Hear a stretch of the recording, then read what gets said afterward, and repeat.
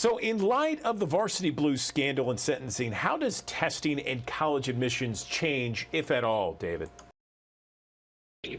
Yeah, so for all the media sensation, it's kind of interesting to see that testing and college admissions didn't really change much at all. I mean, there were some tweaks to how students could take the test with accommodations, but basically no changes because this was a very small number of applicants out of millions of applicants.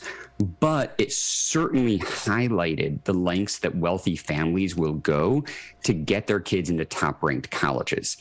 And so for me, what was really interesting is that it highlighted that the SAT and ACT, they're barriers for all students, wealthy students, any student.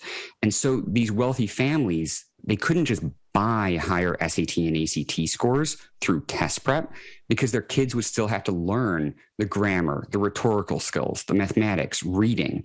And so they paid a proctor to take the test for them and broke the law. So I think it's important to realize that the SAT and ACT are an equalizing barrier, that all students can do better on the tests, but all students, wealthy or not, they have to learn the content if they're going to get a higher score. Then why is there such a push to do away with these college admissions tests that we see, the ACT, SAT?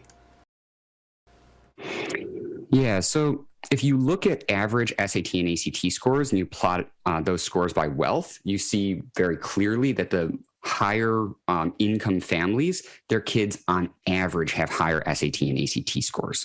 So that paints the picture that SAT and ACT scores, they don't reflect academic content and knowledge and skills, but it looks like it's a reflection of wealth.